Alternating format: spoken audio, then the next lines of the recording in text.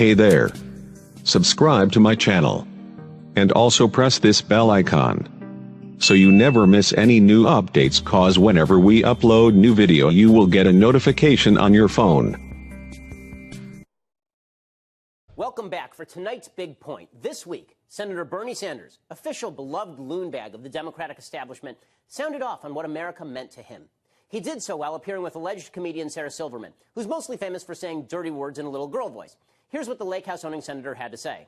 We can't even use dirty words. This is the United States Senate. I can't?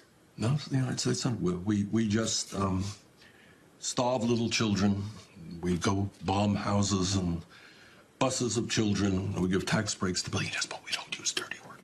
So Bernie is both ignorant and unfunny, but at least he does have that cute bunny voice that makes him beloved to college students everywhere. And also, he loves pudding. His entire lake house filled with different flavors of pudding. Bernie's statement is actually important because it does reveal a serious gap in the way Americans from the hard left think versus the rest of America. In the view of the hard left, universal ills are uniquely America's fault. Specific goods are actually the result of universal culture. So poverty, America's fault. Landing on the moon, a world achievement. War, America's fault. A thriving global economy, a world achievement. The hard left believes America's an evil, awful place, founded in racism, sexism, bigotry, homophobia. All of our pretentious talk about all men being created equal with inalienable rights, all of that is just cover for the patriarchy, heteronormative, cisgender power structure that deprives outsiders of their due. That's the view of Howard Zinn, of Hollywood, and of Bernie Sanders. It's why many on the left kneel for the flag. The flag is the symbol of a uniquely bad nation with a uniquely bad idea.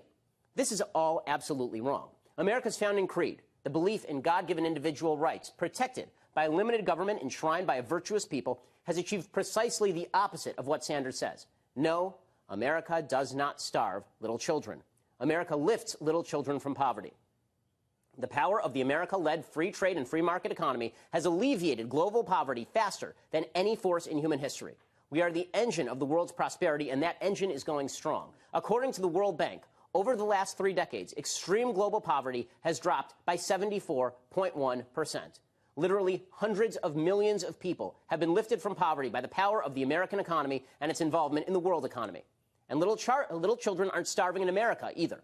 Robert Rector and Rachel Sheffield of the Heritage Foundation report, quote, "A poor child is more likely to have cable TV, a computer, a widescreen plasma TV, an Xbox, or a TiVo in the home than to be hungry." According to Pew Research, the U.S. stands head and shoulders above the rest of the world in terms of wealth. 56% of Americans were high income by global standards, 32% were upper middle income. Only 2% of Americans are poor by global standards. How about giving tax breaks to billionaires? As Senator Sanders well knows, the highest income earners in America pay the most taxes. By far, it's not close. The top 1% of earners, you know, the 1%, they pay 39% of federal income taxes. The top 10% pay 70.6% of federal income taxes. The bottom 50% of income earners pay less than 3% of our federal income taxes. America's tax system is more progressive than any other developed country in the world, according to the Washington Post. You can't cut taxes for tax brackets that barely pay taxes. And Bernie could start by donating that lake house. What about bombing homes and houses of children? Let's just remind Senator Sanders that America defeated slavery and Nazism and communism. Well, to be fair, he might still be a bit bitter about that last one. America spent more blood and treasure defending the freedom of others than any country in world history. The Union lost some 365,000 soldiers in the Civil War to free the slaves, 117,000 in World War I to keep Europe free of German imperialism. 405,000 Americans died in World War II to keep the world free of fascism. 37,000 died to keep South Korean people free. 58,000 died in a vain attempt to keep the Vietnamese people free. More than 2,000 in a continuing attempt to free Afghanistan of its terror masters. And yes, 4,500 in a continuing attempt to free Iraq. That doesn't mean America hasn't made mistakes. But the American fighting men and women have been more humane in their pursuit of liberty for others than any other fighting force in human history, and the world has trended toward democracy and freedom because of it.